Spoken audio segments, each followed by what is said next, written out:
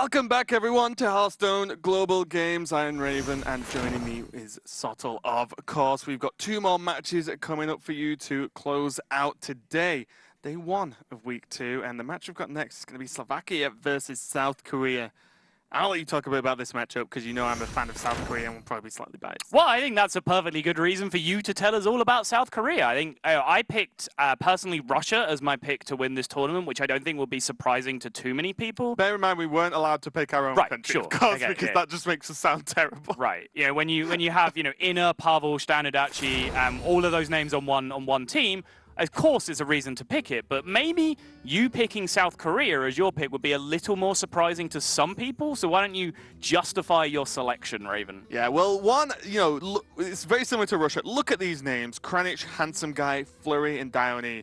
And they're all extremely strong competitors, so I picked a team that looked strong in general. But also, I kind of just think they're all super cool. I've watched them all play.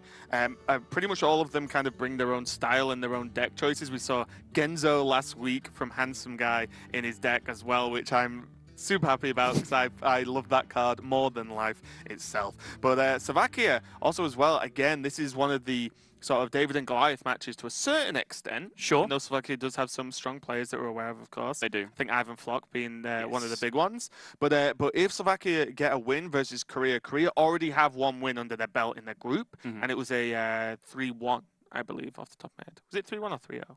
Testing my memory and it's failing miserably. It was good.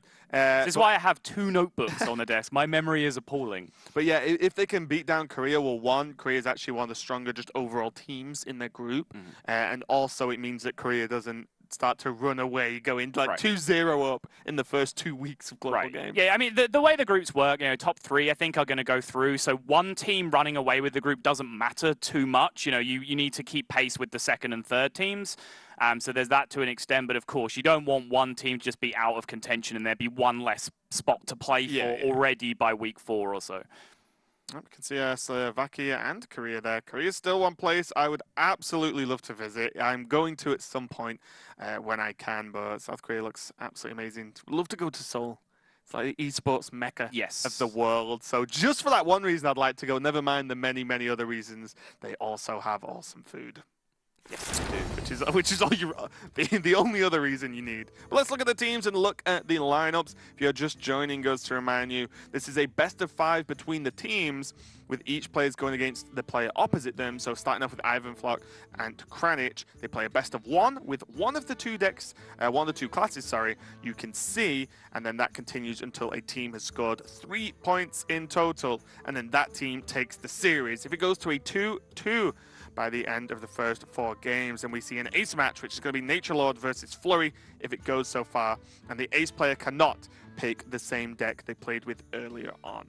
Yeah, ace player choices there, or sorry, final 4th match players were interesting there because it was Dione for Korea and it was Pavel 1111 for Slovakia. Not the Pavel you might be thinking of, an entirely different one. Have a second account. An excellent Pavel in his own right, but they see it again. That last match is the one that has the potential not to happen. Pavel versus Dione, and then if that one squares up the series 2-2, we'll see the ace match happen where Nature Lord and Flurry will re-enter proceedings and have the opportunity to play those 9th decks that we do not see represented.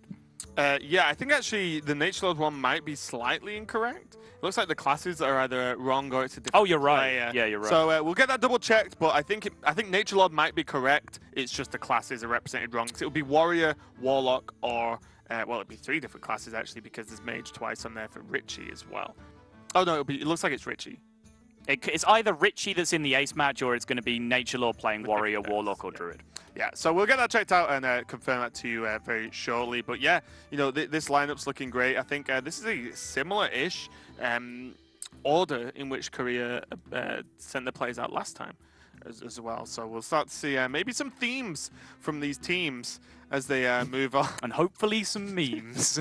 We can only hope. I didn't want to go that far. Yeah. So as we move on through this tournament, as we said, just stage 1 is 10 weeks with multiple games for each team. So that means that, strategies and class tactics and order tactics can come into it and be developed throughout this league section of the tournament. Yeah, and Kranich starting off proceedings the right way for South Korea, and you know, I set you up to explain to us exactly why South Korea was so powerful to people that maybe don't appreciate it, but obviously when you've been following competitive Hearthstone and the World Championship and the Hearthstone Championship Tour in particular, Handsome Guy and Kranich, just between those two players, have about as much World Championship and HCT pedigree as the rest of the Hearthstone scene combined. Yeah. Maybe more HCT points as well. Yeah, who knows? Absolutely crazy. But yeah, you know, Handsome Guy's absolutely fantastic. We see Kranich. All you need to know about Kranich, he is one of only 2 players in the world to compete at 2 Hearthstone World Championships, and Tice is the other player. The second thing you need to know is look at him. Yes. Like, that is, what you have to imagine is Kranich telling you that one fact that we have about him while looking at you like that, and that tells you everything. Yeah, whereas Ivan Flock is, again, your name we mentioned straight away in terms of the Slovakia team. He's played many other card games as well, and has been a card game player for a long time. And one of his practice partners is Stan Sivka. And Sivka's one of the players who's like, look, if you're going to practice with someone and work out decks, especially for a brand new format, you probably want Sivka. Yeah, it kind of works both ways, right? Because Sivka is one of the most high-profile players in the entire scene. So he basically has his pick of the litter in terms of practice partners. He could practice with just about anyone he wants. So if you're one of those players he chooses to practice with, that's a glowing endorsement of you as a player. And then on the flip side, if you're practicing with Stan Sivka, you're learning some good things from Stan Sivka, so you're even then improving as a player. So both sides of the coin working out there for Ivan Flock. Very, very fierce competitor in his own right. Yeah, especially Sivka as well stands out as one, you know, very similar to Stein Udachi, is a player that will flourish this early into a standard rotation and expansion, because Sivka definitely has his own ideas about things and somehow makes them work no matter what. Yes. And this early on, that can be a huge edge when deck building is so important in the tournament. For example, Bloodbloom Doom Warlock, as we've seen Sivka, I believe, build and then pass on to the likes of Super JJ, who is another one who practices regularly with Stan Sivka. That deck is wild. Playable in standard, but wild in nature. Absolutely insane deck, and I don't think we'll be seeing too much of it from people who aren't specifically within the Stan Sivka inner circle. Crazy works too. Yeah. Mad scientists indeed. But we can see the matchup we've got coming up first is going to be Rogue versus Druid. And we were slightly wrong when we, looked at the Druid last time in terms of we just thought it would be aggro, and now we're seeing Jades again. Like I said, Southeast Asia just likes Jade Druid. Yes, just the way they do. But no one seems to believe in aggro Druid, though. I genuinely think it's one of the strongest decks in the format, and no one seems to be bringing it so far. Kranich doesn't, then you must be wrong. Fair point. Yeah, boys, Ivan Flock bringing the dreaded Quest Rogue. I thought we just might get away an entire day without seeing it happen, but no. Ivan, you have ruined everything. Quest Rogue has come out to party, and Quest Rogue has drawn a Shadow Step. So hold on to your hats. We go. But I know you've been looking at a lot of Quest Rogue recently in terms of just, understanding the deck, look at different variations. And do you want to explain the Battlefin Tidehunter version? It's a fairly new addition to the list. Yeah, essentially, basically almost everyone has agreed on about 22 to 24 cards that go into the deck, and everyone's scrambling to find the last 6. Vanish has come in as almost core these days. Nearly everyone is playing Vanish. A lot of people then think if you're playing Vanish, you should play Wisps, because Wisps just play very nicely with Vanish. If you draw 2 Wisps... They're good friends. Yeah. If you draw 2 Wisps, you can just finish your quest on turn 6 with 1 Vanish, for example. Balefin Tidehunter is just an anti-aggro tech, essentially. It is very, very good still against more resilient control decks that can sweep your board once or twice, because it's just a double refill. It's 2 minions for one card, it's a double refill late in the game, and you can bounce the main body of it and then get another 2 bodies back afterwards. But the main part, the reason why it's favored, is that it's just a 5/5 taunt that comes down against, say, Pirate Warrior, if you're able to rush the quest against them. Okay, well, looking at Kranich, a deck we probably don't have to explain too much about is Jade Druid. And already he's off to a good start with calling Wild Growth into Wild Blossoms. Jade Blossom, sorry. Means that he is off to as good a start as he's realistically going to get versus this kind of Rogue. You just want the ramp to, Rogue kind of doesn't do anything till turn 5 or 6 when it activates the quest. Not, on average. So then you want to be so far ahead that even that doesn't matter, making all the minions 5/5s. Just watching Ivan Flock here. Looks very comfortable and self-satisfied, which I believe is the standard pose of a Quest Rogue player. Yeah. I completely agree.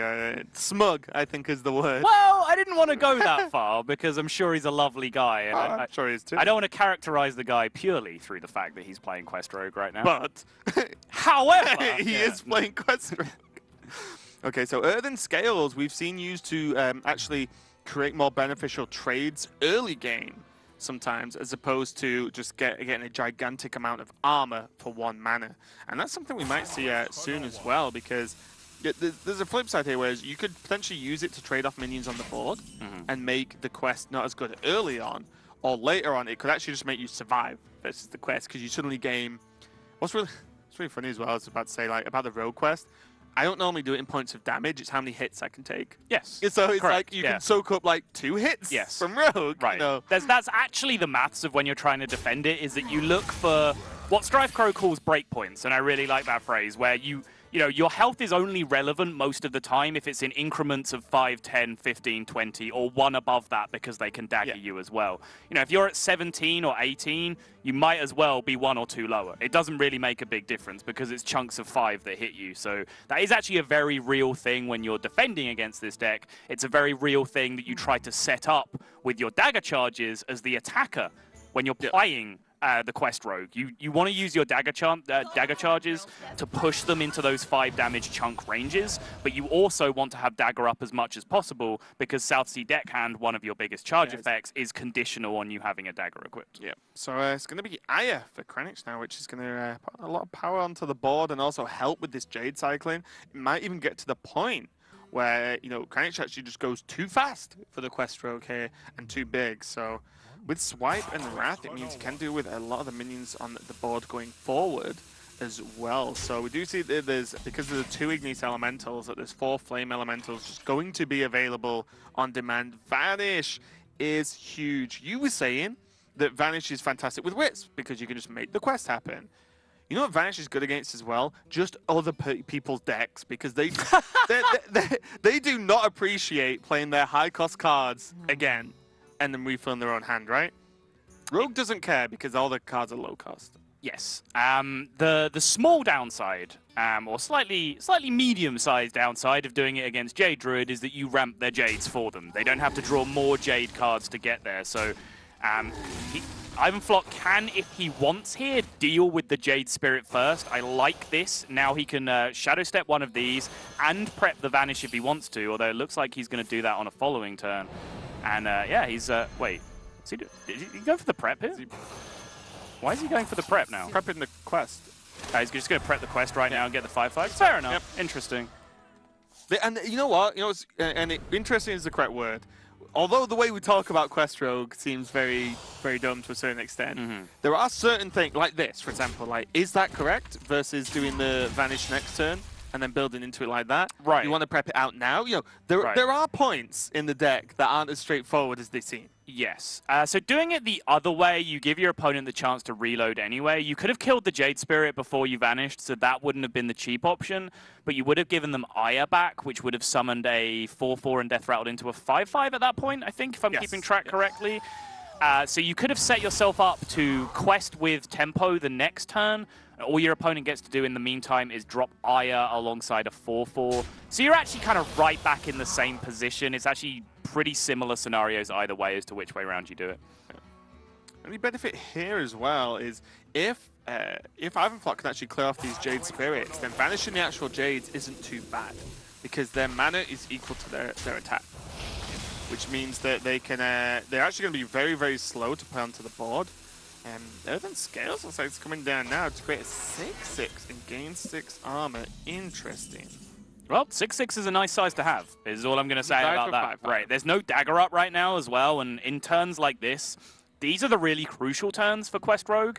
There are turns in the early game where they don't do much. There are turns in the late game, if they get there, where they're just so dominant that they slow play so hard. Like, they have 7 cards in hand, they play 2 of them. That's already good enough. These are the turns around this point, turns 4, 5, 6, 7, where they really have to scramble and do everything as efficiently as possible. Yeah. So it's not a turn where Ivan Flock is likely to want to dagger up too much. He's going to want to be committing a lot of mana, and that means having that 6/6 there to value trade potentially is a very high value to Kranich in South Korea. Yeah, and here's the power of the Biofin. Basically got a taunt onto the board as a 5/5. Ferryman it back, and now the choice here for Ivanflock is he can go Flame Elemental this turn. It's just a 5/5. The mana doesn't matter too much at the moment.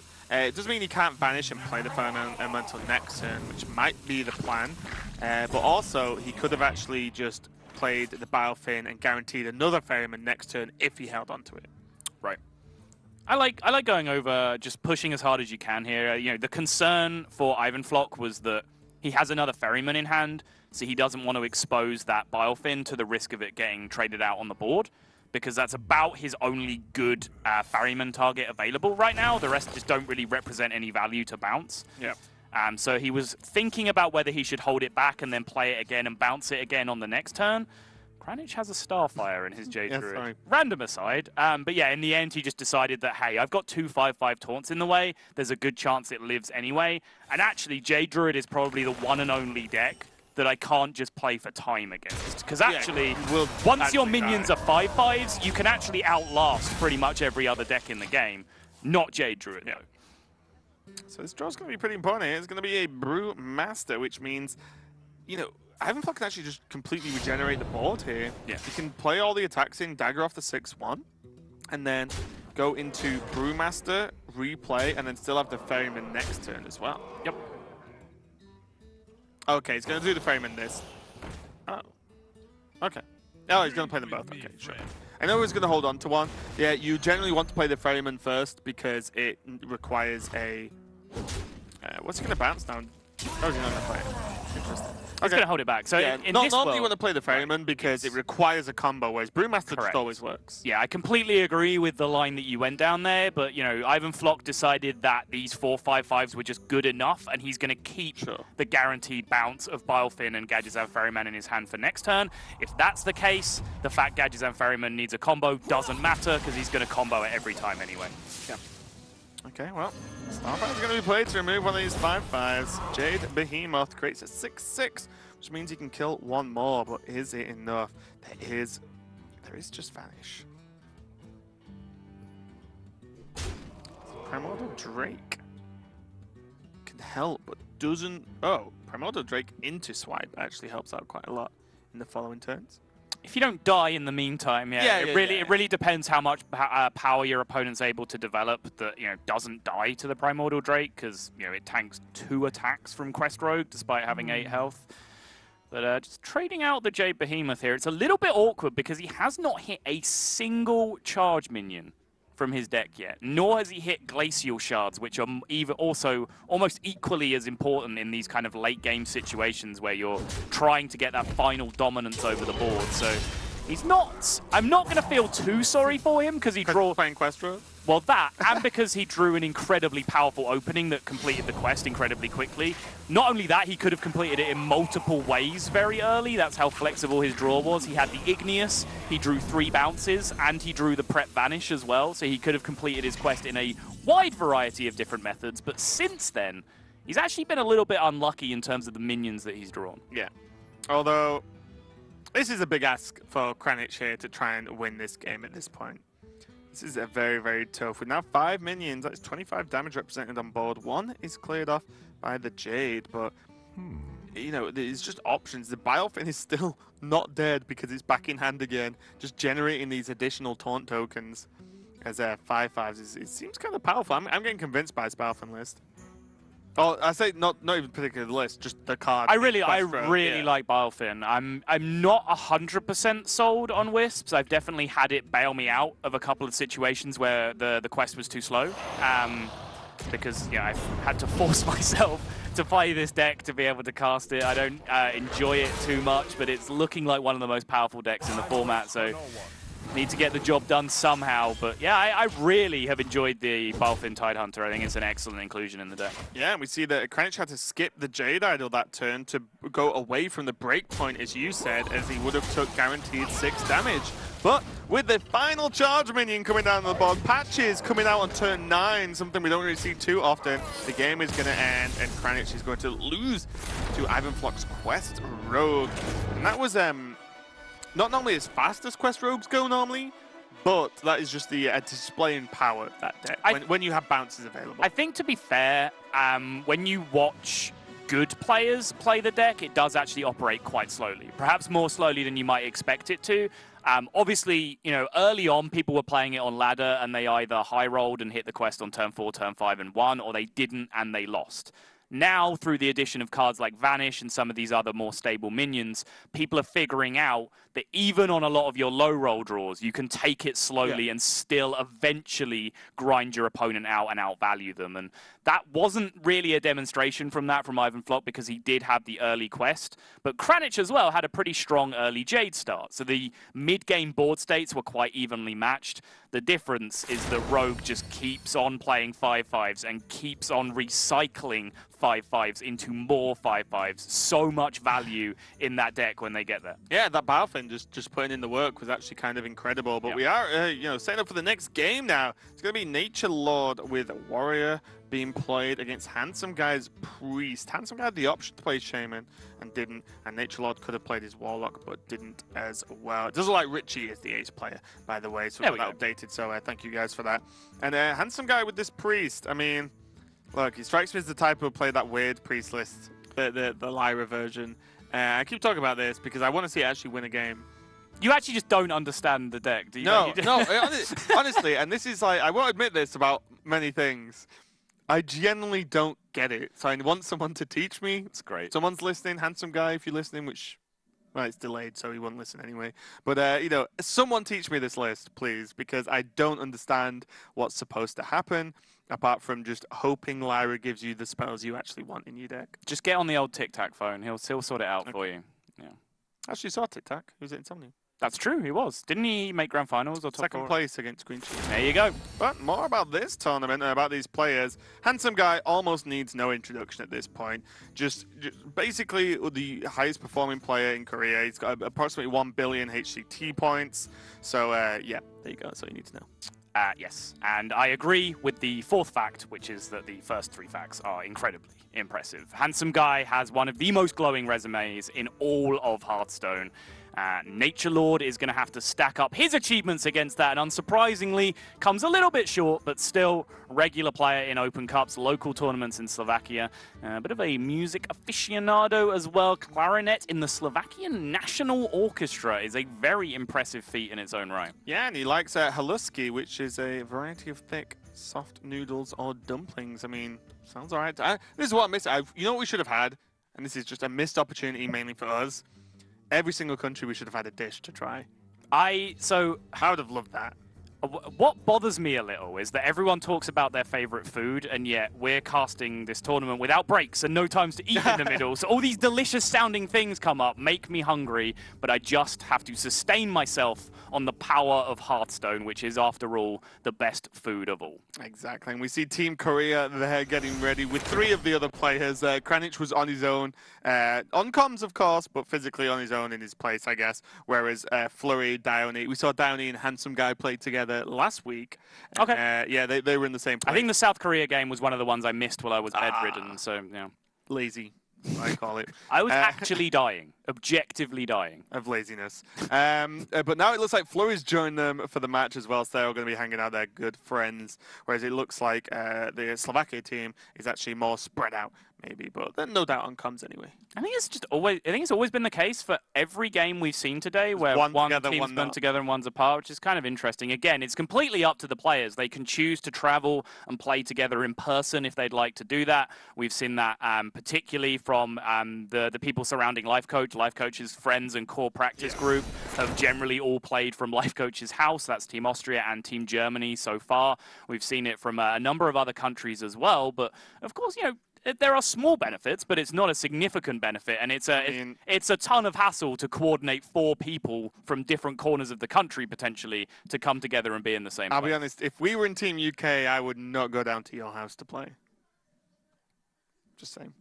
There's no way I'm going north of London. I get a nosebleed if I go north of London. So no matter what would happen with the teams, there would be me and you completely separate on camera, but we'd still be talking, and I'd still get to listen to you shout at me about things. So nothing would truly change apart from location. But yeah, looking forward to the rest of these games coming out from these guys. Korea's 0-1 down, which feels bad, but it was Questroke, so...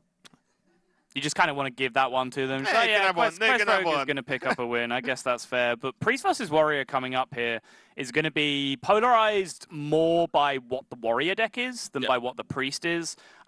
Priest is going to be forced onto the defensive if it's Pirate Warrior, and then they're going to be somewhat forced onto the offensive if it's Taunt Warrior. It doesn't really matter which type of Priest we're looking at. If that's the case, that's going to be the dynamic of the matchup. So which Warrior archetype we see here is probably more important than which Priest archetype, although you've mentioned you really want to see that no win condition Lyra Priest come out just so you can see it win a game and understand how that happens. Yeah, that's what I'm hoping for, but I also want Korea to win, so maybe I don't want them to play Lilith. We'll find out. Deck's good, dude. Is it's strong. Okay, so I think the players are actually just getting ready and just making sure everything's set up. But the Lyra Priest, right? Yes. How does it beat Taunt Warrior? How does it beat Taunt Warrior? Yeah. Just by outvaluing them. You just get a ton of cards in your hand. You have way more resources than they do. Cards are bad. Yes, but you can afford to use 3 of them for every one that your opponent plays, because you generate a ton of cards to start with. Shadow Visions then regenerates more cards that aren't in your deck in the first place. You then have Lyra to turn even more of those cards into more cards. Those cards continue to turn themselves into more. To be fair, the couple of games I did play, one of them specifically, I remember Lyra being on the bottom 4 cards, I think, which I'm guessing isn't good. No, that is below average. Yeah. So maybe I'm a bit a bit biased on how good or bad the deck may be based on my own personal opinion. But you can't do much except judge off what you've seen, right? I mean, I do, for the record, I'm defending the deck because it's nowhere near as bad as you seem to think it is. He's defending the deck because it's the opposite of what I think. Correct. Just automatically what he thinks then. Correct. You've solved Sottle. Well done. But I do personally like Divine Spirit in a fight. I just like having it in the deck. It's just so crushing. It's free wins. You discover it with Shadow Visions. Shadow Visions adds so much consistency to the deck overall. If it's a matchup where you just want to hit Divine Spirit in a fire quick, then you tutor for it real quick. You get your Divine Spirits, your Inner Fires. If you don't, then you just pick something else. You get your Shadow Word Pains, your Shadow Word Deaths, whatever you need. So I like having that in there as a win condition as well. But I'm a big fan of the Cleric Pyro Circle engine. I always have been. I just love that combination. It's just a fantastic feeling to draw 5-6 cards early in the game. Yeah, you can't argue with that. And then Lyra being added as well. I think Lyra surprised a lot of people. I'm still waiting for the Hearthstone community's formal apology to Mike Dene, who came out and said on Trump's stream when those cards were revealed that the Priest Legendary is very good, perhaps even too good, and the community, to a man, laughed at him and said he had no idea what he was talking about. Shocking. Who's laughing now? Yeah. Ben Brode, that's it. Probably always. But we can check out the, just while I wait for the players here ready, we can check out the format. Just to remind you guys, as we are over halfway through day 1 now, this is stage 1, 8 groups of 6 teams. Going to be the 10-week round robin. They play against every other team in their group, and the top 3 make it to stage 2. Yep, stage 2 will more or less repeat the process again, just with a smaller pool of players and a much shorter format. 3 weeks of round robin to decide who makes it out of those second stage groups, and then everyone will advance to the live finals where 16 teams will face off in single elimination. Yeah, the top 4 from the 16 elim. Oh, my bad. Yes, you're totally right. We're not flying 16 teams out, guys. That's asking for a bit much. But we're getting the top 4 teams. Wow. Jeez. But yeah, live finals will be good though, because obviously it won't be like one match because there's 4 teams, so it won't just be the finalists. It'll be the top 4, so we'll get to see some matches going on, and that will be a LAN. So that's going to be awesome to see. Who qualifies. This could be huge. We could have like 4 teams from like 4 corners of the world, basically coming to one area, play some Hearthstone. And it would be fantastic to see that happen. That's exactly what this tournament is all about, and I hope for the sake of the tournament as a whole, that we get a good mix of some of the superstars that people will want to see make it from the real heavy-hitting teams, the Germanys, the Ukraines, the Russias, the South Koreas, the UK, not America, the USA more likely probably goes onto that list. But I hope that they're interspersed with, a couple of the underdog teams who really make a big push and, become that feel-good story of Hearthstone Global Games. Yeah, and it looks like the players just had a bit of an issue, nothing too crazy. They were just had to just restart Hearthstone basically and just get ready. So no major problem. Looks like we are ready now. Everything is sorted, and we'll be going into the game just about now. Perfect timing as always. God, you can't teach that. So we do see the game 2 of Slovakia versus South Korea. Nature Lord versus Handsome Guy. And it is going to be the full team versus the full team, of course, in terms of communication. Because you can see Handsome Guy hanging out with Flurry on what we can see as our right and Dione on our left. Oh, I see. Right, yeah. I thought you were talking about sides of the screen. I was like, wait, where is it on our right? Yeah, I see what you're saying. Camera. Yeah, Slovakia will still be in communication, but over whatever voice over IP program they prefer. So full 4-on-4 format. Everyone is allowed to input into everybody's games, as Handsome Guy just appears to be losing some of his dinner. Yep, Flurry there just sneaking in. Whilst Handsome Guy's working on the mulligan, he just sneaks in with the chopsticks. Yoink. Got him. Can't blame him. Grab some for me, Flurry. But Taunt Warrior versus the Dragon Priest. Dragon Priest, the issue they have in this matchup, now that they've lost basically all of their early and mid-game minions, is that they can't really pressure as well as they used to. Dragon Priest was a very effective deck against this style of deck. Let's kind of look at Reno Mage maybe as like a relative surrogate, just extreme late game, control you out of the game, explosive win condition past turn 10 or beyond. They used to be able to get early pressure through, but then if the early pressure didn't work out, they could fall back on nearly unlimited value to just outlast the control deck. Now they can still do one of those things, which is generate nearly infinite value. They don't really get the pressure going too well, and that's the big difference now. Why this deck is still, in my opinion, a little bit weaker than it used to be, although much like Freeze Mage, Dragon Priest is a deck everyone predicted would be absolutely dead and buried, but it's still alive and kicking. Yeah, and we've seen multiple, slight variations, but overall the list looks very, very similar. And when you're rocking teams, for example, Russia, South Korea bringing Dragon Priest to the game, then yes, the list is actually still pretty good, guys, and can get some work done indeed. But the sheer consistency of Control Warrior / Quest Warrior has actually surprised me. I know the deck is good, and I know we've seen some players with some great results, like Show, for example, on ladder, but the just amount of people bringing it is insane. The amount of people picking it as well, even when it's probably expected to be picked. This deck's so strong. I don't know why that surprises you. This deck is just immensely powerful. It's the nature of the quests, kind of in the way they were designed in terms of, do X, Y times, is that, depending on where the number falls, the deck is either just going to be really, really good if that number is a number that you could achieve, or really, really bad if it's a number that you can't, right? One step too far, right? The plus side of doing it that way is that you can fairly easily adjust that on the fly just by printing more cards that synergize with it in future expansions, or if you're going to balance them, it's a simple matter of adjusting the numbers one way or the other. But the way it's panned out, there's maybe 2.5 quests which have shown to be powerful, which is Warrior, Rogue, and maybe Mage is the half one. And then the other ones just don't see play at all because the numbers are just probably 1 too high. Suddenly, if you made them 1 too low, they're probably just going to be absolutely broken, though. So it's a difficult world to go into. My petition for the Hunter quest to be made 1 lower starts now. Get the petition up on Reddit or something and get those signatures in. But yeah, already, what is that, 2 taunts into the game already. Now, Cornered Sentry is going to be a nice cheap tool. We've talked a lot about cheap taunts being available for the Control Warrior and how effective they are in just slipping into some turns. Yep, and this lets him go 2+3 on 5, and he's going to go all the way up to 4 taunts already. His hand is running dry in terms of taunts that he will want to be playing anytime in the near future, though. If he goes Tar Creeper and Cornered Sentry here, there will be all those 1/1s on the board, but he has 2 fantastic minions for interacting with 1/1s, but now having drawn that Ravaging Ghoul and having no Taunt follow-up in his hand for the next turn anyway, he's decided I might as well just play Sentry next turn and then clear the 1/1s immediately with the Ravaging Ghoul, since I have no other play I want to make that turn anyway.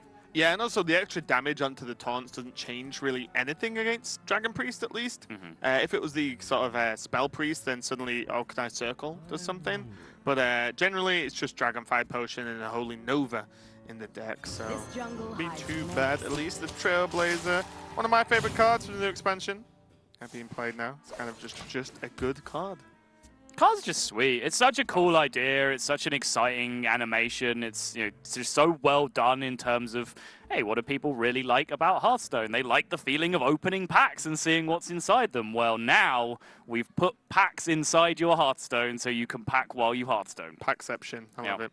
And yeah, you know, and just the card, and I just love the fact that the card is good as opposed to the card being fun but built to just mess around with. Sure. Like a 5-mana 5/5 that gives you effectively 5 cards that are angled towards being very powerful. Correct. I'll put that in my deck. Yes. And in Priest, of course, Shadow Visions is being played in almost every version of Priest under the sun.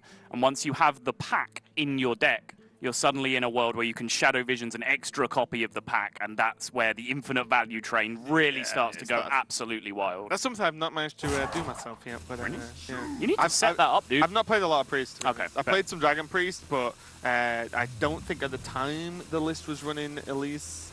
I'm not sure. Okay. But still, I will make sure to give it a whirl at some point. So far, though, Slovakia taking it a little bit slow here. Interesting. Looking like maybe now his plan is looking to hold on to that cornered sentry to maybe improve the odds of his brawl in the future, because 3/1/1s hitting the board give a lot of bad brawl outcomes for the opponent.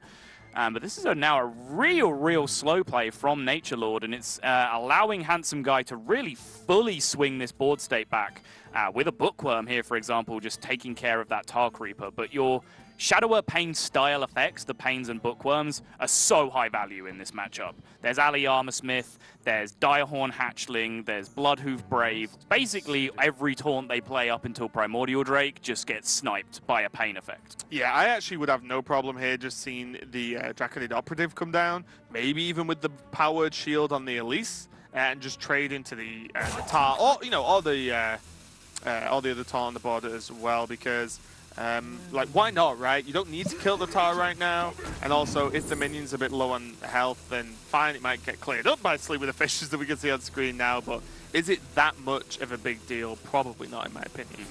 Whereas sniping an Ali Armorsmith, yes, like, I'm down with that. I do like this. And also, I wonder how backbreaking, depending on the board state, Dirty Rat, Cornered Sentry, and Brawl is going to be in one turn. That's a lot of your own cards to just throw into the ether, but I guess they just do their job anyway in terms of ticking up the quest. Well, they tick up the quest, and also the second you pull out the high-value dragon dudes from the priest, well, they kind of rely on having that synergy, right? It's true. Yeah. So if you pull 2 out, 2 of the minions in the hand, then obviously it looks less impressive now because the hand is so big for the priest. But a lot of the time, what do you do if you just completely blow them out of minions? They have nothing, and you have the Ragnaros help out. It's fair. Fiery War Axe is a good pickup this turn from Ivan Flock, able to take care at least of the Elise this turn, but just running out of steam a little bit. Having picked up that cornered sentry, can you remember what the other options were when he picked it? Were there high-value options? Because I feel like at the time he picked it because it was cheap and he could, you know, fit it in quickly. Whereas since then he's kind of held back on it, but I don't remember whether there were, like, you know, more of the standard minions available up against it. I can't remember exactly, but I'm pretty sure none of them look good. Okay. None of them looked like, even Direhorn Hatchling, right, which is great value, none of them looked that good. Right. Even before Direhorn Hatchling was an offer now, I could see it coming. But yeah, I do like the Ghoul here, just to help clear off. Not too bad. There's the packs. Well, time to get some cards out of our hand is the plan now for South Korea, because that pack cannot be played until the hand size is significantly smaller than this. Yeah, that's the only issue with the pack, isn't it? That sometimes, I mean, I suppose you can argue when you've got hand size this big, you're in complete control of the game anyway. Not all the time, but you're in probably a good position that you don't need the pack. But sometimes you're like, ugh. okay, I've got to just spam loads of cards out now and then play the pack, then get the value. Yeah, there are situations you run into where, you know, you're a long way behind on board, and the reason why you have a big hand is that you haven't really been able to do anything. Yeah, sure, you And could then, have a like, clunky hand. cards have just got stuck in your hand, and then, you know, you play Elise, you draw the pack early, and you're really looking in that pack for answers because the rest of your hand has been so bad. That's about the only time it gets awkward, but... You know, I do agree with you in theory. It's, you know, if your hand size is too full to use the pack, then an embarrassment of riches is still riches at the end of the exactly, day. yeah. I mean, look, this is not a bad turn. Like, it seems pretty reasonable to me. The Potion of Madness as well is very good in this matchup. Just because of Bloodtooth Brave, Ali Armorsmith as well. So there's a lot of options available that you can get some work done that you can't really, one, play around a lot of the time, and also can't really expect, you know, for your opponent to use in that instance. Only 3. Yeah, definitely has slowed down. There is the Shadow Visions drawn the turn after the Ungoro pack. This feels generally bad. But South Korea have more than enough value to be getting on with right now. Yeah, imagine if Ungoro pack could open an Ungoro pack card. Well, it can open Elise, and then Elise puts another Ungoro pack in your deck. Rather clear, that's the play. It happens. It happens more often than you expect as well, because the Ungoro pack itself is tilted towards legendaries.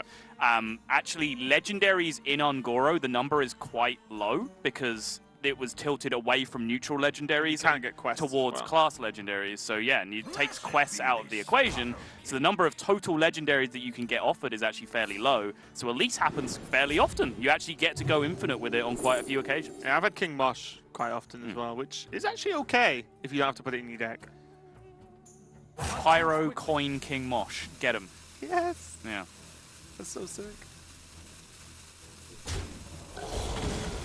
So this game for Handsome Guy for Korea right now is just a matter of finding the right amount of pressure at any given time, right? Just developing a board that's enough pressure to be forcing Nature Lord to be making inefficient decisions, but not too much pressure that you're committing too much value to a big Sleep with the Fishes or Dirty Rat Brawl in this case.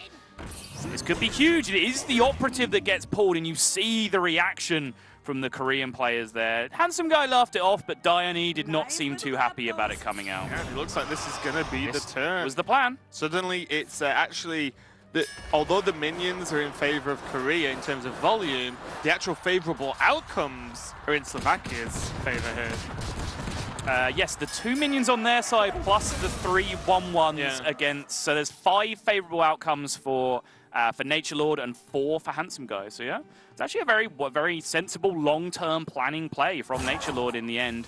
Didn't get the better end of it, but did pull the operative out, did destroy a lot of value with that one brawl. And like I said, the minions that he played did their job. They ticked the quest counter. That's basically what you want them to be doing. Well, to be honest, do you expect much more from a Dirty Rat, apart from the pull, which happened? Right.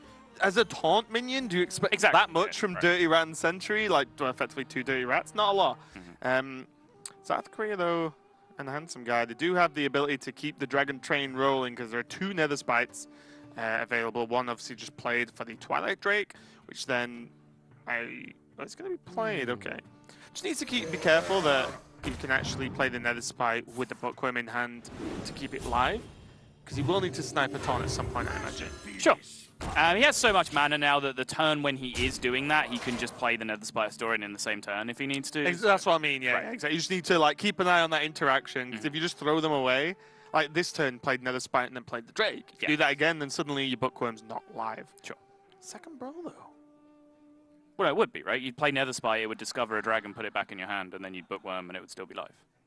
Yeah, I meant because he played the one he discovered. If he did that, you know, if he wants like, oh, Dragonade Operative, play it, and it's like, oh, wait, it's not live. So just something to keep an eye on because of Bookworm's impact in this matchup. Right. But, you know, I think before he starts discovering new cards right now, we're going to see that Ungoro pack cracked open sooner rather than later. I think the last 3 or 4 turns since the pack got drawn have basically just all been about, I'm going to develop a board. I'm going to develop a board and pressure you, and if you're going to deal with them, great. Those are answers that I was going to have to beat at some point this game, and it empties out my hand to be able to refill and get more value off this Ungoro pack. And this is a huge pressure scenario. I wonder if Primordial Drake just gets dropped to stem the tide to a certain extent here. Yeah, Sleep with the Fishes is not going to be played. It's going to go for the execute on the Twilight Drake. Sleep with the Fishes didn't actually do anything other than kill the Nether Spite, and it might be more valuable a little bit later on. But I think this is just trying to bait Handsome Guy into more minions or trades or something awkward here, because Primordial Drake is very awkward to deal with for the Priest, and also you just want more value out of that Brawl to have any chance of surviving, because Sulfuris is so slow this game. Yes. Still needs more cards out of his hand before this pack can get played, though.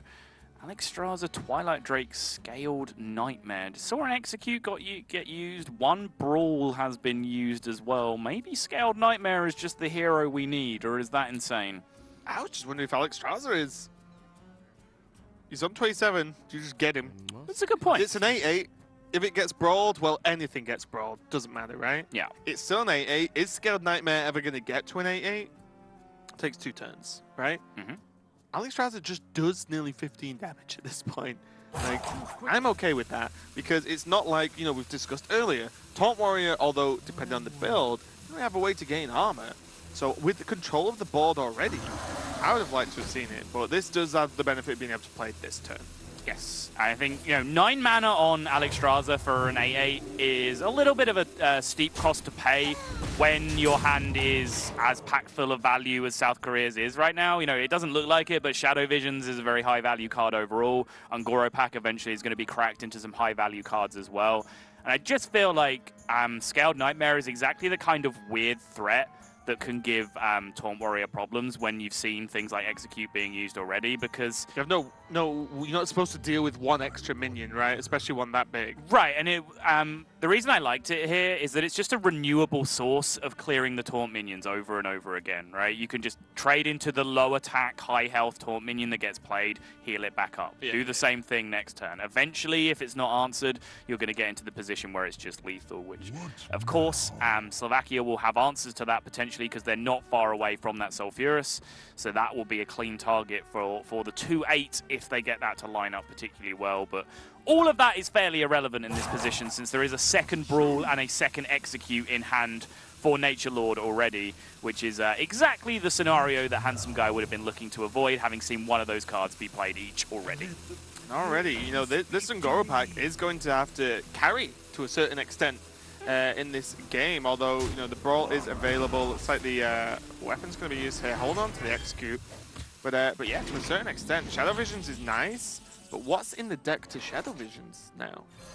Fire Potion? We're about to find out, because this turn is about to go ham. Potion of Madness steals the draw again. He's desperately just trying to get cards out of his hand. All his cards are so efficient in this deck. They just continue to replace themselves. Potion of Madness is now going to replace itself by trading the Acolyte of Pain in. Yeah, this is how like nutty even a single Radiant Elemental can be. Like, just reduce it. Look at this hand. 3/1 mana card. Here we go. 4 0 mana. 4 with the 0 mana one, of course. And here's the Ungoro pack. Let's see how lucky we are. Golden Legendary. Frozen Crusher, Glimmerroot. Corrupting Mist, probably not going to be too good. But the other one's good, the Shell Shifter. Shell Shifter is just a 5/3 stealth and get 'em.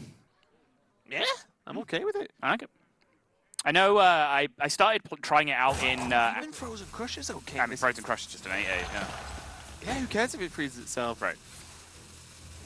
The Brawl is going to be backbreaking here, because there is a lot of resources being committed, and that was a snap pick on the Shadow Word Pain, but again... This is that kind of situation where it's the deck that's playing the aggressor saying to the opponent, if you have Brawl, you may Brawl this board. I am okay with it. I'd rather you didn't, because if you don't, I win the game. But if you have Brawl, this is the amount of resources I'm willing to give you. You know what I want to see from this Vorax? Shadow Word Pain. Just creates a 1/1 to be pained. That's just cruel. Well, it looks pretty cruel itself, so maybe it deserves it. How many powered shields have been used? Because that's kind of a relevant thing with the Vorax. I think 2? Okay. There was one definitely used on Elise. 100%. Okay. Maybe the second one wasn't used. Interesting. As we mentioned earlier, my memory is appalling. No, you can see Team Korea like, oh, Okay, it's Priest of the Feast to survive 2 brawls. This guy is an MMA master at this point. He's finally going to go down with a War Axe to the face. Now, no dragon to prop the Bookworm. No. But there's a Shadow Word Pain, so it doesn't matter. Exactly. It's going to be overdraw? No.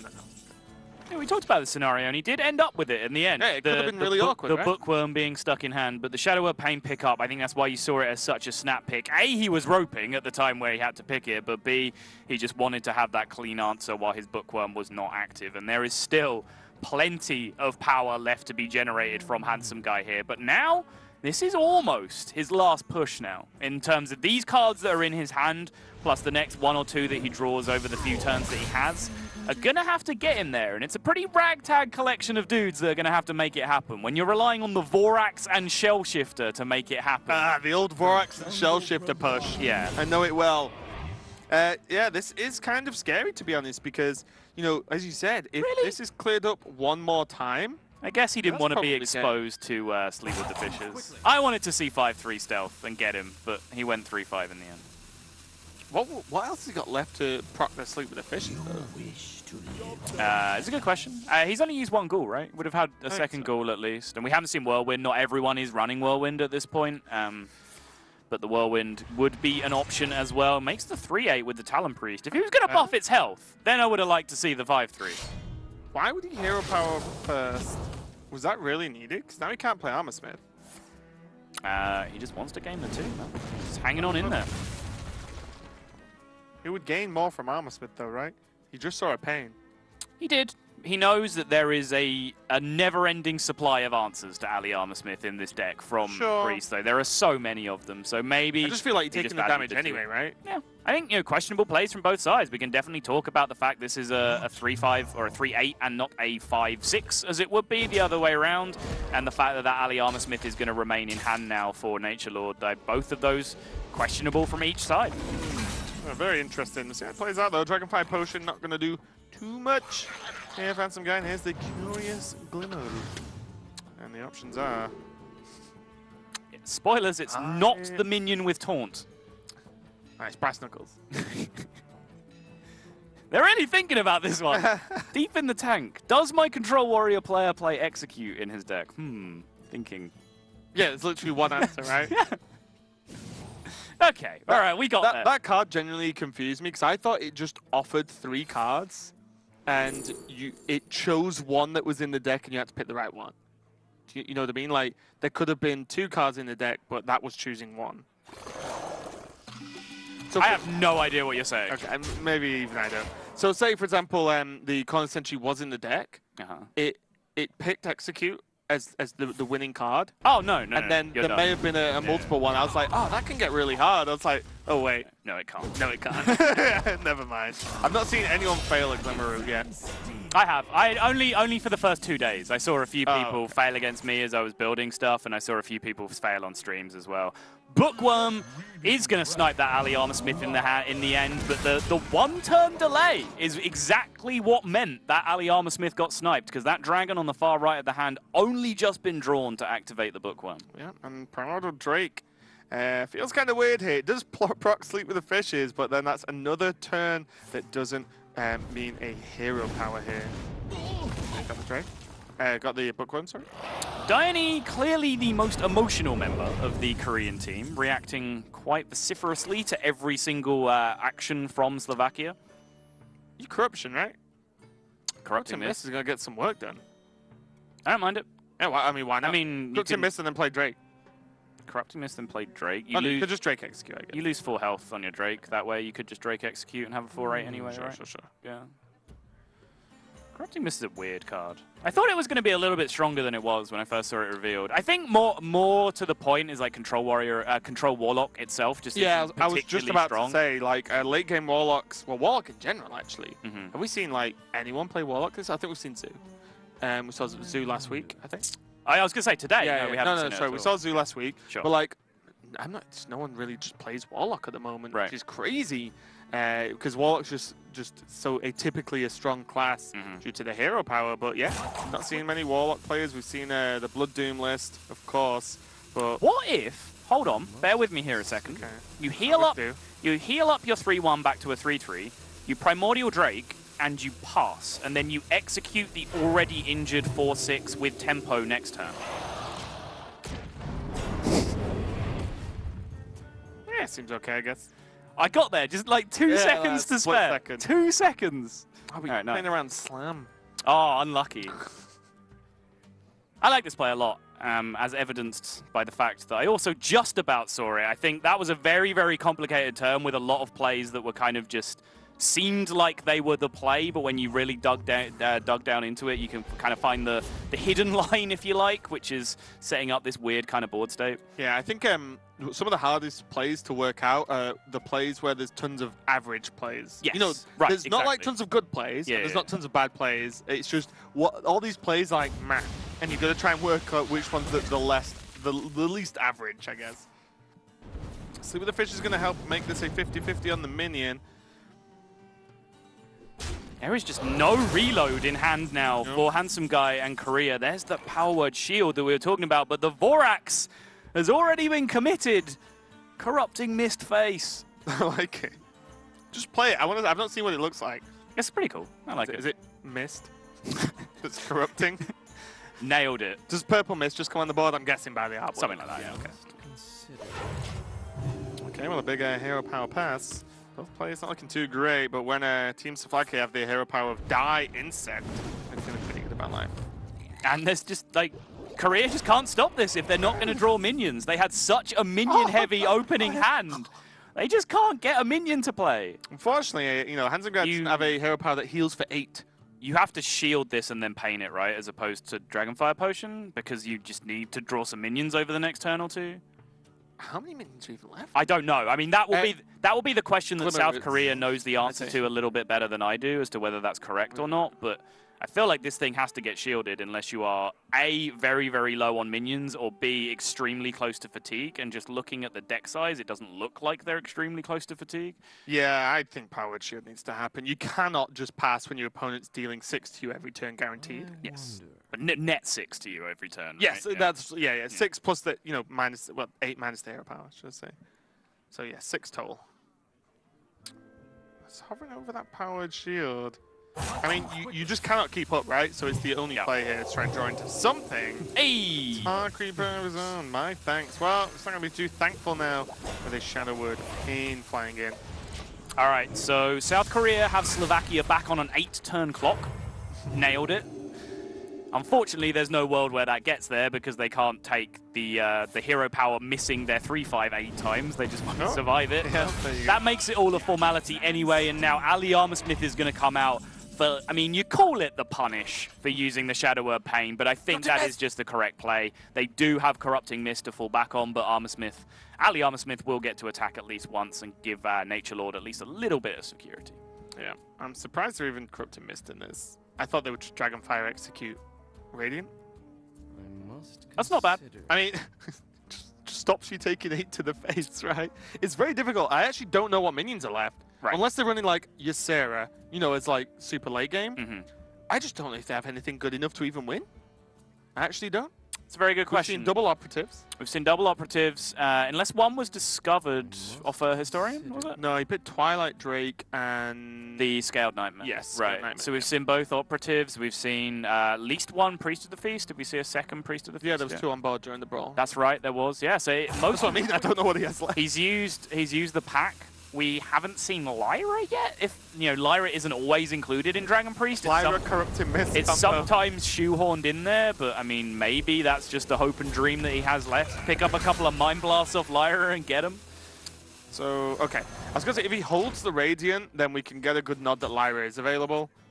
Sure. Because you might just say, okay, I'll take 8 this turn, but if I draw Lyra, then that's nuts. But maybe he's doing the same, but just saying, let me preemptively play the Radiant, which gives me more juice next turn with Lyra. It's weird, though, because it's going to be Lyra Corrupting Mist. 1 turn. Yeah, I mean, even then, like, let's not even tunnel on the idea that Lyra's there, because it's definitely not an automatic inclusion in Dragon Priest. It's the one Priest deck that you're not just slamming her in automatically, really, so... I would. Handsome Guy and Korea in general is on a wing and a prayer right now, and Nature Lord is drawing some useful options off the top on the turn so far. Going to choose to turn down the potential slam Damage goes to Face, so he's going to end up just slamming it anyway, but he gave himself the option to not be able to slam this turn and just clear out the 2-3 with the hero power instead. And how is an Acolyte of Pain to go along with your Ravaging Ghoul this turn? Pretty fancy, and it clears off the elemental as well. Whirlwind Sleep with the fishes. Dirty Rat not gonna be good at all. Wow. It's 2 mana, 2/6. Seems solid. Okay, it's not gonna do anything dirty ratty. You know what I mean. Okay. Corrupting Miss Dirty Rat? That would be ambitious, yeah. You just Corrupting Mist first and then Dirty Rat. It does. I don't think it affects the other minion that comes out, right? It's literally on the board state as it exists. I believe so. Yeah. Yeah. So you would probably Dirty Rat, Corrupting Mist in that order. But yeah, definitely a tough one. Dragon Fire Potion. Well, it was a 2 mana 2/6. Unfortunately, it's now a 2 mana 2/1. But hey, can we have 1 health or 8? Doesn't matter when the hero power is involved. Yeah. There's no reason to heal Face here, right? Like, again, we spoke about the rogue breakpoints in 5. Healing yourself back up to 12 isn't going to get yourself above the next breakpoint, which is 16. So, seems reasonable just to heal up the minion, make it resistant to that Whirlwind in hand, for example. Can guarantee 8 to Face this turn as well. Could sleep with those fishes. I think that's fine, actually. I think it's entirely reasonable. You have 8 damage a turn. Why do you care about Curator? You know your opponent has no minions in hand. Like, what are you going to sleep with the fishes? Yeah. You know exactly that they have been drawing and playing minions one by one from the top with no other value in their hand. I did that 50-50 train for the last 5 or 6 games, and now Rag, Insect, put us out of our misery, please. The Fiery War Axe guarantees it. That was a slow procession for Nature Lord and Slovakia towards the victory. And for Handsome Guy and for Korea, I think they knew that game was over for the past 4 or 5 turns. Hours. Just played it out on the hope that something would happen. Who knows what the last few cards of their deck was, whether there was anything that could have dug them out of it. But no such luck, no real value picked up after that Ungoro pack was fairly unspectacular in the end. Yep. No huge, expensive late-game minions, of course, tilted towards legendaries, but the legendary they got, the Vorax, was fairly underwhelming for what they had going on. And once they were out of that Ungoro pack, they were just kind of out of value. And remember, they missed the pack by 1 card against their Shadow Visions as well. Duplicate it. And that could have made literally all the difference in that matchup. Probably would have flipped the game on its head, to be honest, right? Because, you know, suddenly you got 2 packs of value, and you could have just Shadow Vision again for another one and then carried on. So it could have gone pretty crazy, but pretty crazy is the name of the game here. As Slovakia is 2-0 up versus South Korea. Nature Lord and Ivan Flock doing some great work versus Crouch and Handsome Guy. Now we've got Richie on the Shaman versus Flurry on the Hunter. Cannot wait. Every time. Every time. I just love it. I know, Raven. It's fine. Stop being mean about the things I love, Saul. So presuming you've played a good chunk of Hunter in this expansion, a lot of people were playing Elemental Shaman early on, so I imagine you've run into that matchup a few times. Like, how do you feel about it? Yeah, I mean, it's very similar to just Shaman beforehand, to be honest. I think the Elementals don't really change much. It's more the AoE. And if the AoE happens. Sure. If you build up the board, sometimes you can get some really good adapts. You know, Poisonous just to take down the Tolve, for example, is fantastic. But a lot of the time, if the AoE you board down to nothingness, then you probably lose because they have so much value in the deck, as with just mid-range Shaman in general. And then if they don't, you can actually just snowball them pretty hard because a lot of their minions aren't as, you know, high started on board. They're more like value cards. And again, this has kind of been the story whenever we've seen these player facts match up. South Korea, look at this, Asia Pacific Summer Championship for Flurry, professional team alongside Palmblood, 2 top 8 finishes in the OGN Hearthstone Masters. From Richie's side, you know, limited experience, few top 100 ladder finishes, still looking to break into the pro scene, and is just treating this as an experience by the looks of things, looking forward to play against some of the names like Handsome Guy, like Kranich, like Flurry, like Dione, some of the biggest names in Hearthstone globally. Yeah, and you can't argue with this. One of the, if you ever want to, like any person who competes, I'm pretty sure no one competes at anything and goes, oh, I want to play the guys who are the worst at the game, right? It's like, no, you want to play the best, see how you stand up against them, and then if you beat them, it's one of those things, you've kind of got everything to gain and very little to lose in this instance, which is the mindset I hope a lot of these guys are in as well. Like, they knocked down sort of titans of the game. You know, 2-time World Championship attendee Kranich. You beat him, then you're looking pretty good in terms of making a name for yourself in Hearthstone as well. But yeah, Flurry has just got some great results. He was just a little bit away from making it to BlizzCon himself last year. He lost to Yulsik in the semi-finals, which sounds strange, but Handsome Guy actually already qualified for the finals, which made, because he was already qualified for the World Championships, made the winner of the other semi-final the actual guy who got the ticket, and it was Yulsik versus Flurry. And if I recall it correctly, Yulsik kind of just like rolled over him, to be honest. And but everything seemed to go Yulsik's way. He played well, of course, as well. But Flurry, I think, got a bit of a rough end of the stick, because up until that point, Flurry had played very, very well in that tournament. Yeah, it's true. And, just to go back to the point of Slovakia being underdogs coming into this series and say, a lot of them have had these words in their fact sheet. They're like, treating this as an experience, looking forward to the big stage. They're doing it. Let's not sell them short. They are 2-0 in this series, so they are comfortably ahead right now of one of the powerhouses of the tournament. Ravens pick for the whole tournament, not doing as well as my pick Russia did. Yep.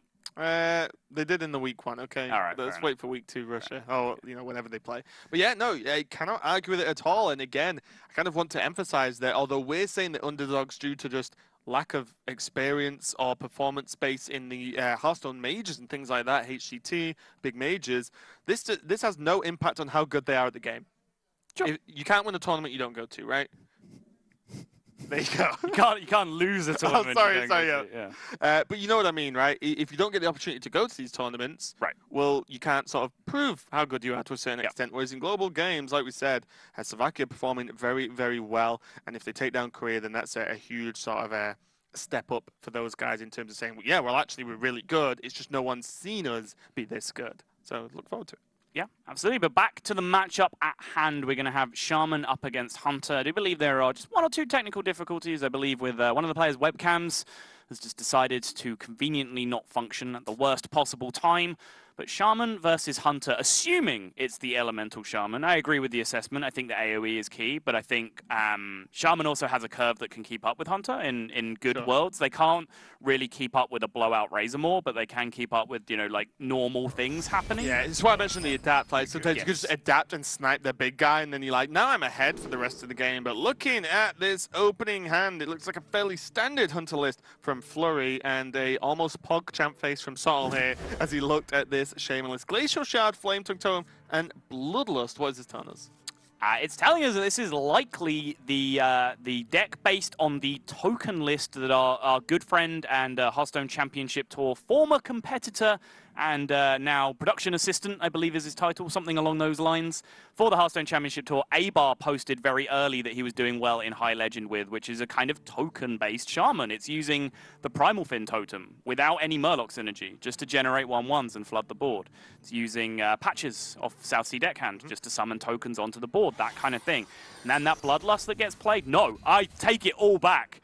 I take it all back. I got baited. This is just Elemental Shaman with Bloodlust. Glacial Shard is a card, just going back to the token Shaman list, that I don't think was in it originally when Abar posted it, but it was something that people tried afterwards because it is really strong in those late game positions where you're trying to just stick 4 or 5 bodies to the board and then Bloodlust to end the game. But, nope.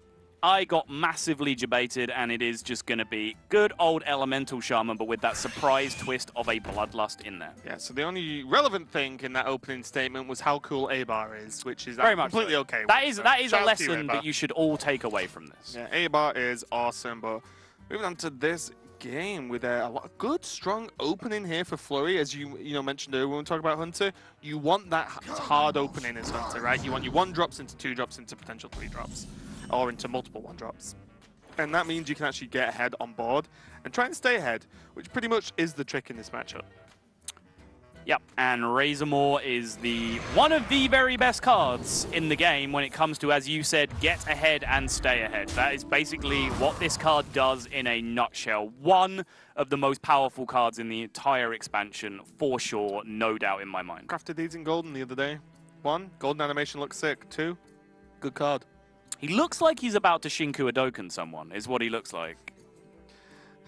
Actually, so I got told he looks like he's getting electrocuted and he's like shaking. Nah. But actually this, yeah, I prefer this. This Yeah. is more like he's just gonna kind of just... He is just harnessing the power of the Hado right now, ready to unleash that fat Shinku. Sol knows lore about certain games, just not the game he casts for a living. But hey-ho. There's a good amount of damage available on the board now, and, you know, Maelstrom's okay, but the fact that the Razormaw lives is huge. Yes. Right? You getting blown out one turn is a huge problem here for Hunter in general, like I said at the start of the game. But Razormaw living means that, okay, now you can go into maybe Hyena Fiery Bat or Direwolf Alpha Fiery Bat or even just Bow and start piling on that pressure, depending on what the minion is that comes out here. Ooh, that's a good one. Oh, okay.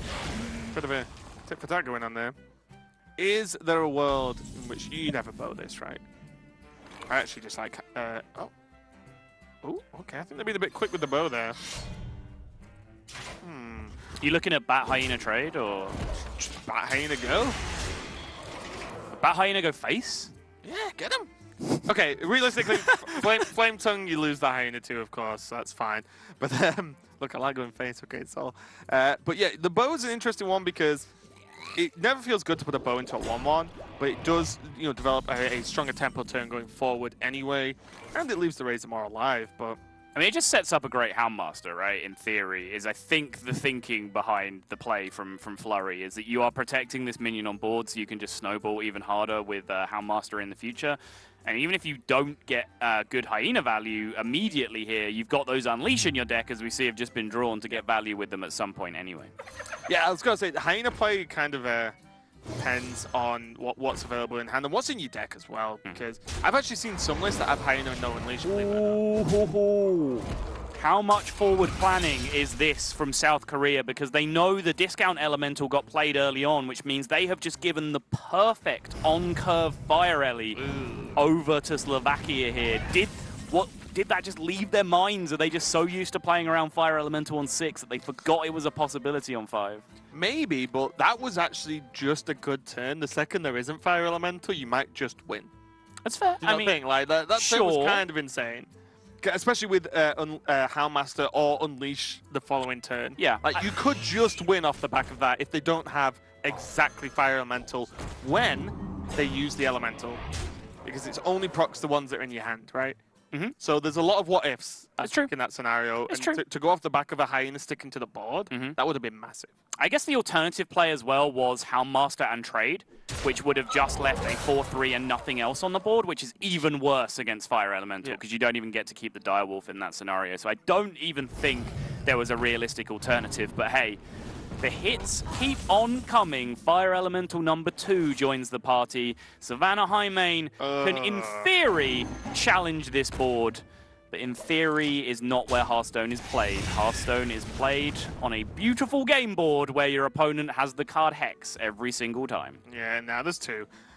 Yeah, this is the huge problem where if you're not ahead on board at this point in the game and you find yourself in a high main turn, if Hex comes down, you probably just lose, I actually think. I think, you know, not instantly, of course, but I feel like you lose so much that you could just lose the game straight up. There is an option. I know, I was going to say, how bad is like just this and trade if you want to go long here? Oh, do you even trade? You just Hex it next turn, right? You can just Hex it next turn, yeah, and go I face like Hexing instead. next turn. Yeah, the potential downside there is if your opponent has another big play to follow up alongside this, and then you're you just double Hex. kind of, yeah, I guess that's That's what I mean, like, there's either Hex just on curve and don't let him get away with anything, or this, and then you just go into Hex. So I think this is fine. He can actually just trade and then Kalimos AoE next turn as well. Yep. Perfectly reasonable. Nice. Yeah, this is tough. This is the weakness of Hunter. If it could battle back for board that well, then the class would just be too good. Yes. Because it snowballs so hard normally. Yes. But this is the weakness, right? Once you've lost the board, It is very, very difficult. There is no like good castable AoEs. There is Unleash the Hounds, but only deals 1, 2 if they're buffed once. Let's say if their Misha was a Leon. But yeah, there's just no good way to clear a big board. No cards along the lines of Flame Strike, Lightning Storm, for example, don't exist in Hunter, to be honest. So this is one of the moments where you can just lose the game straight up. Never happy with the state of Hunter, Raven. We should have Flame Strike for 5 mana. They get some of the strongest cards in this entire expansion. And you're just complaining the quest isn't good enough. You're saying they need ways to fight back on the board. How many strong cards did Hunter get, actually? McCaw, Razormaw. Are there any others that are being played? I'm not 100% sure. Better Tide Hydra? I wonder. Neutral. Sure. If everyone can play, it doesn't count. Right. No, that's fair. Yeah. But yeah, I mean, don't get me wrong. I'm glad Hunter's playable, so I'm okay. I mean, the best present that Hunter got in Journey to Un'Goro is the fact that Totem Golem left the game. Yeah. Let's be real. You can actually keep up with an early game from someone at this point. We do see number 1 Hex going down. Leads me to believe there's going to be a Hex number 2. Yeah, just sequencing so that he can clear the board out here and just sending the damage to face as well, because this sets up... Well, this sets up lethal for the following turn. I was joking. I was saying risky because the frog can get Houndmasted. Right. A frog can kill command. Yeah. But yeah, this is just a ton of damage. This is a really, really clean lethal setup because he can now clear the Hex with a much lower attack minion, and then Calamos face can end the game next turn. Yeah. The flexibility of Calamos knows no bounds. As you heal, build a board, damage to face, or AoE. Seems good in general. Unleash the Hounds is going to help play this up here. Do you? That's fine. You trade in, right, to the 4-2? Do you? Oh, okay. This just prevents more damage overall, right? Because you force something really inefficient to go into the Hex Frog, in theory. Yeah, it's for me, it's the worry that you don't get the opportunity to clear this minion going forward, which could be a problem. We can see Calamos, I mean, just Calamos AoE, right? Yeah, if you're in a position where you never get the opportunity to kill this minion going forward, you've lost anyway. Yeah, it doesn't matter. You've got to be optimistic in a scenario like this because you need ways to fight yourself back onto the board. But and it pretty much happened as we said as well. You know, Flurry just lost the board once, dropped high main straight into a Hex. Well, straight into taunts and a Hex. But you know what I mean. Dropped the high main, couldn't continue to develop the board, and yeah, it looks like Slovakia just choosing to play super safe. Although sometimes playing this safe is unsafe. Yeah, I don't think it is in this scenario. You know, the safe play plays around any absolute nonsense. Maybe let's live in a world where they top deck Stampede and then the perfect sequence of beasts somehow kills you. You know what I mean? Like I mean, if they top deck, they're only on 1 card. There's no 1 card that wins. Right? Well, Stampede is a lot of cards, is what I'm saying. Not without another beast to be played. Oh, you're right. Yeah, that's what I mean. Okay, There's no singular 1 card. But anyway, it doesn't matter. Slovakia are going to beat down South Korea 3-0.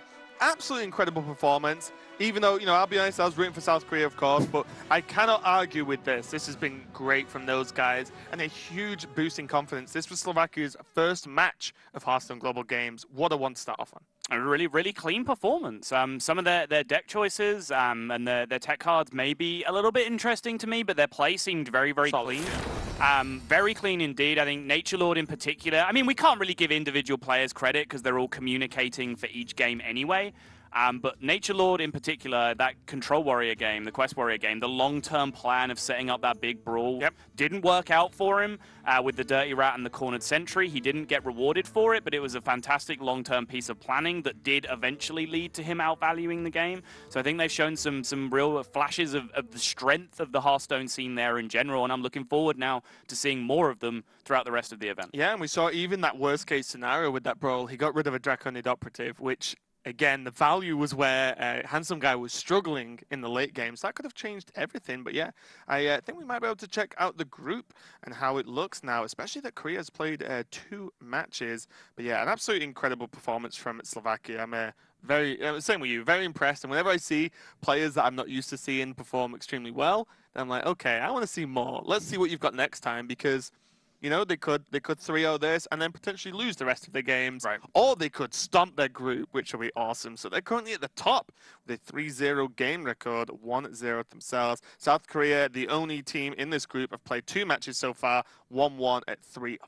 That 3-0, you can see straight away how much that hurts game record. Yes. Already. They're like kind of just behind. And then we see Greece, the team that South Korea beat in the first match, 0-1, and the 1-3 lost. And then we've still got Hong Kong, Hungary, and Portugal to play at some point, along with Greece's second game, Slovakia's second game, so on, so on. So groups are slowly starting to develop now as we move on through week 2. And we've got one more match for you guys, which is going to be Bulgaria versus Switzerland coming up right after this.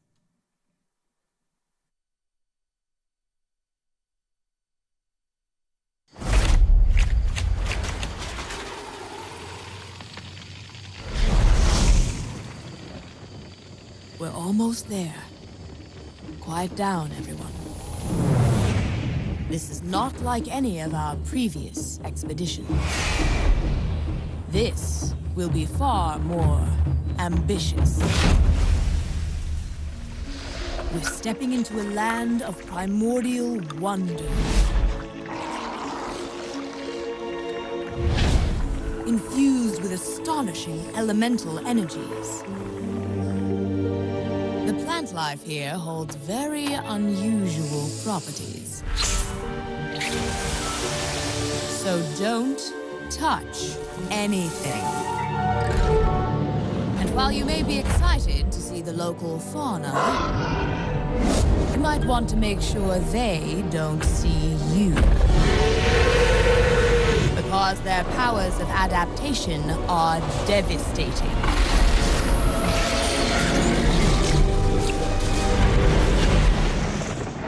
Make no mistake, we will be tested at every turn. But if we stay on our guard, we might just survive. Now then, are you ready? Then let's journey into Ongoro Crater.